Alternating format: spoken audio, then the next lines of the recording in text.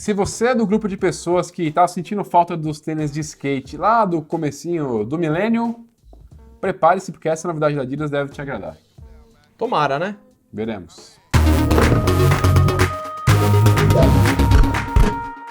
Fala pessoal, sejam muito bem-vindos ao canal de Sneakers BR aqui no YouTube. Para quem não nos conhece, muito prazer. Meu nome é Gerson. Meu nome é Guilherme. E hoje estamos aqui para falar sobre mais um dos tênis que, seja por uma característica ou por outra, por avanço tecnológico ou não, marca data, né? Marca época, vamos dizer assim. Tem muitos desses tênis que tem algumas coisinhas extremamente características, né? Seja pelo seu material, pelas cores, pela robustez, a volumosidade ou coisa do tipo. E esses tênis são a prova de que houve uma época ali, umas 2 décadas atrás, que realmente marcou e influencia até hoje várias das criações das grandes marcas. E Então das pequenas vamos, também. nas pequenas também. Então vamos literalmente para o unboxing e mostrar para vocês o Ad 2000 que está aqui dentro dessas caixas.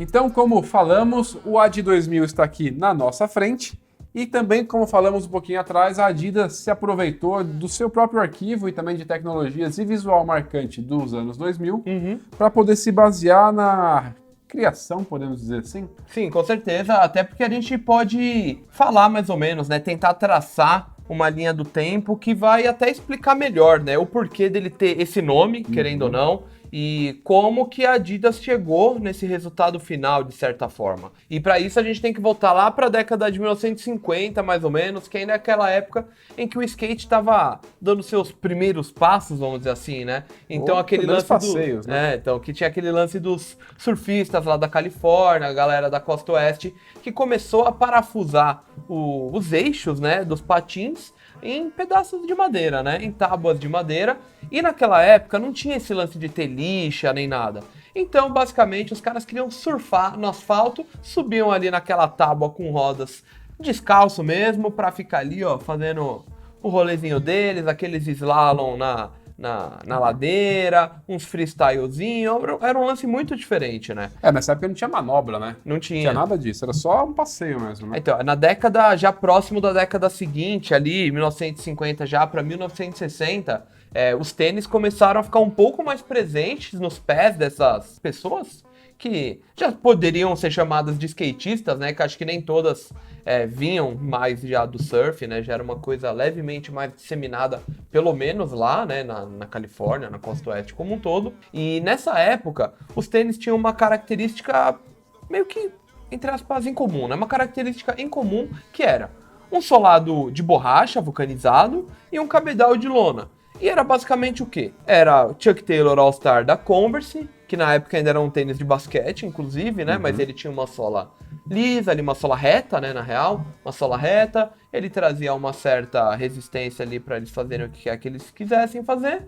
E também tinha os tênis, por exemplo, da Keds. Então a Keds, muita gente não sabe, mas é considerada uma das primeiras marcas de tênis, né? De tênis como a gente conhece. E muito baseada justamente nessa construção clássica dos tênis, né? Que é um cabedal simples de lona com uma sola de borracha, que era totalmente incomum na época que a marca saiu. Mas acho que como quase todo o mercado, né, ele estava tentando se adequar, se adaptar para oferecer algo que fosse melhor do que aquilo, né? Porque esses tênis que eu citei não eram tênis direcionados a essa prática, né, a essa atividade.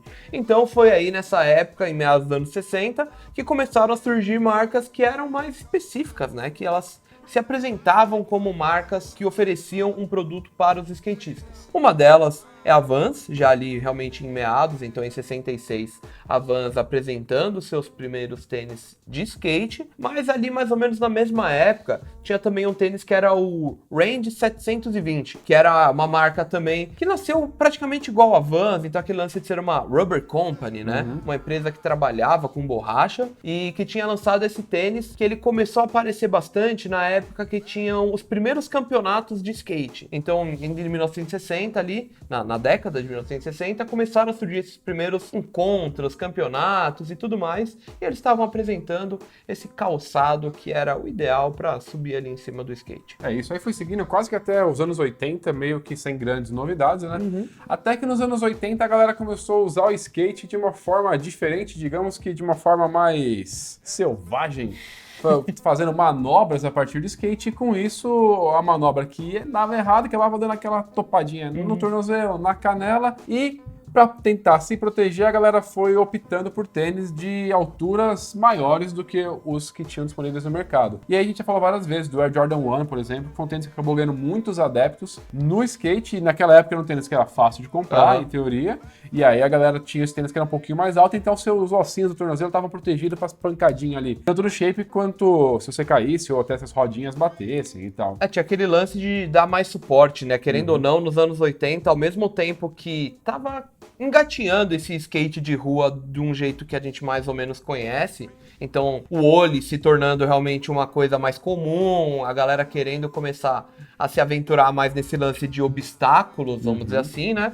Mas o vert, né? O vertical tava ali bombando muito, e esses tênis com um pouco mais de suporte, acho que ofereciam algo que para eles era interessante, né? A gente até provavelmente vai aparecer aqui na tela algumas imagens que justamente mostram os caras com o Air Jordan 1 no pé, tem capa da Thrasher com tênis da Puma, também de cano alto, um tênis de basquete, enfim, eram vários os exemplares que utilizavam naquela época para trazer essa proteção, esse suporte, enfim, uma série de coisas que o skate daquele momento meio que exigia, podemos dizer assim, né? Pelo menos se pudesse, ele ajudaria na performance do skatista.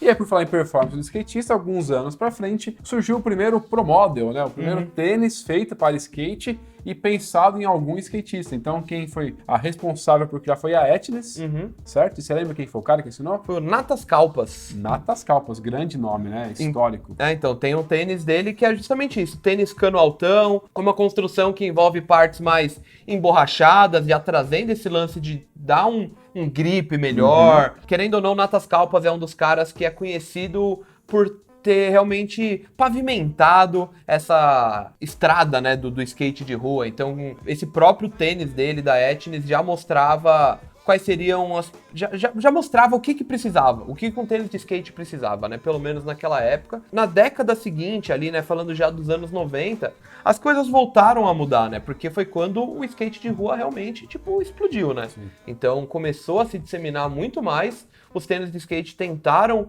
acompanhar isso, surgiram várias novas marcas, foi aí que surgiram, não necessariamente surgiram, mas quando começaram a bombar, as grandes marcas de tênis de skate que a gente conhece. As alturas dos tênis começaram a variar, mas grande parte deles eram de cano baixo, alguns deles até com um cano médio, tinha essa variação. E isso foi realmente criando o cenário que se popularizaria no final da década de 90, já na virada do milênio para os anos 2000. Foi aí que os tênis começaram a ficar muito mais gordões, mais recheados. Então, tanto as línguas quanto os tornozelos, eles tinham muito mais material, um material fofinho, não que fala tem mais material, porque tem camadas, né? Sim. Ela tinha um revestimento, então entre o seu pé e a superfície do tênis tinha bastante coisa ali para que o tênis não fosse cano alto e ainda assim te protegesse de alguns impactos, entorces, enfim, pudesse dar toda essa ajuda durante os movimentos. E aí, nessa década de 2000, que a Adidas foi lá beber na fonte para a criação do Ad 2000. Exato, não que a Adidas não tivesse tênis de skate desde essa época dos anos 90, dos anos 2000, porque ela já estava presente, ou pelo menos tentando estar presente nesse mercado, né?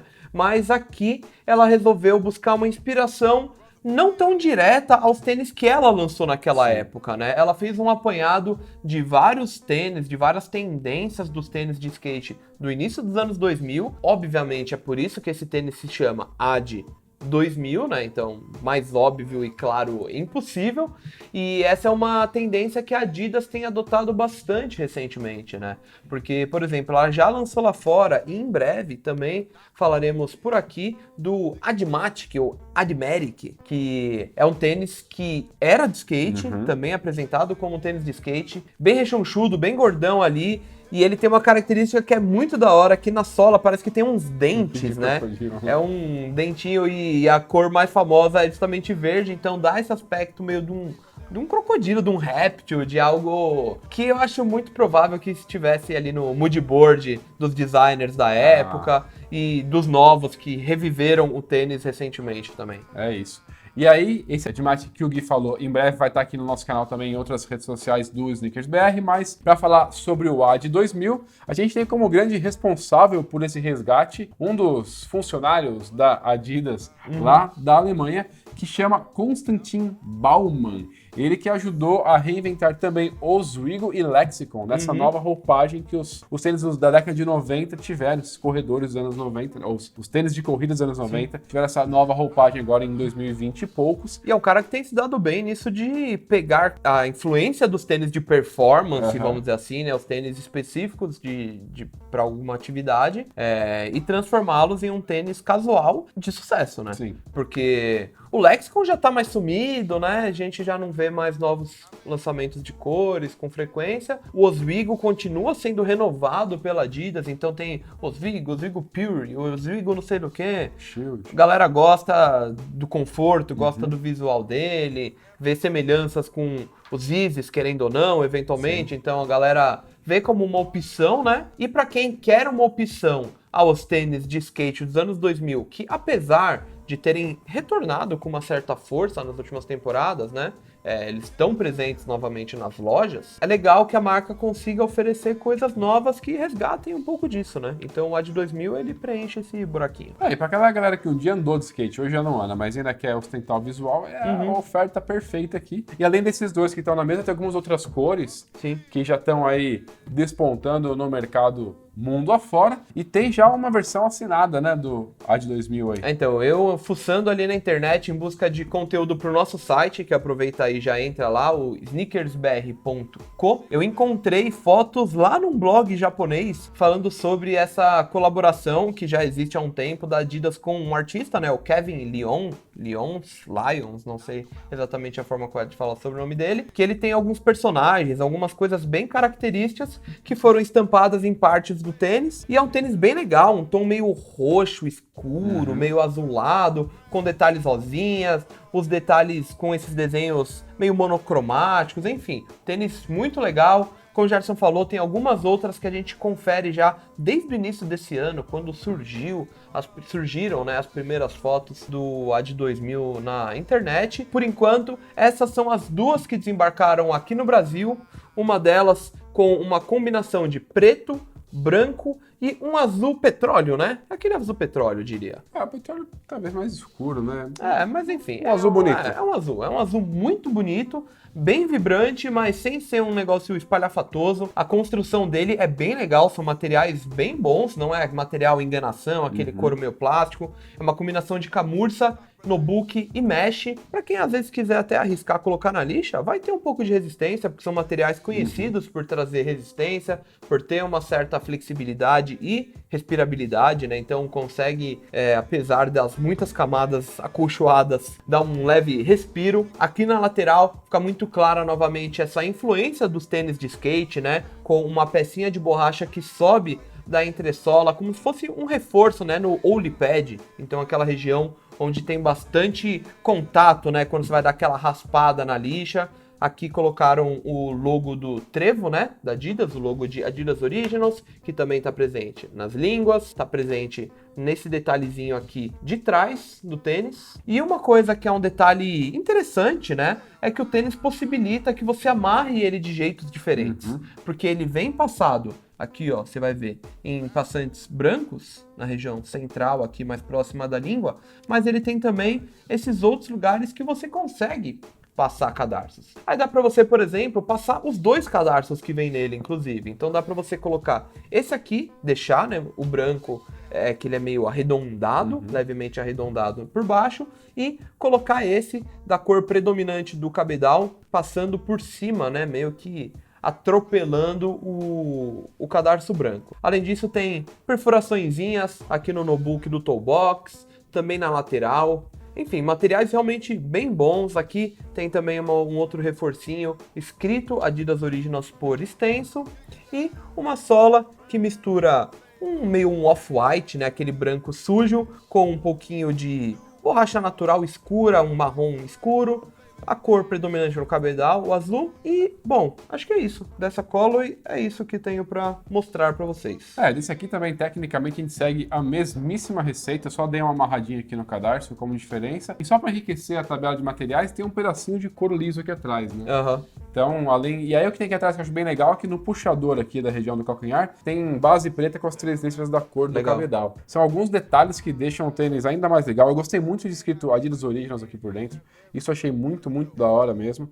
E essa sola que você vê que é borracha natural, mas ela é bem escura, né? E aí, de lado, ela parece até um cinza, assim, de tão escurão, mas aí quando você vê mais dela, na base clara, ela consegue se destacar aí nesse marrom. Olhando bem, eu acho que nem é borracha natural, que aparentemente ela é pintada sobre o branco. Acho que é um marrom mesmo. Ou o branco que é pintado sobre a borracha natural. É o branco pintado, dá pra ver aqui por baixo. Ó, aqui no detalhe dá pra ver que ela é inteira de borracha natural e tem a pintura branca. É verdade.